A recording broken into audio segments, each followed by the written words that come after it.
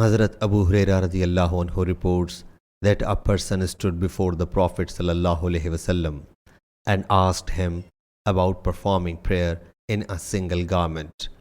He sallallahu alaihi wasallam asked, "Can all of you afford two garments?" Then a man asked Hazrat Umar radiallahu anhu, and he said, "When Allah Jalla Jalaluhu has blessed you with resources, you should also make use of those resources.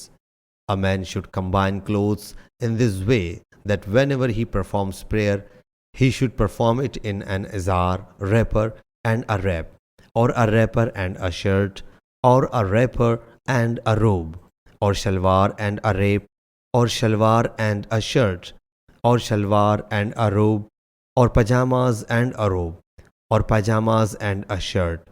The narrator says that he thinks that he also said pajamas and a wrap. Sahih Bukhari, Hadith number 365.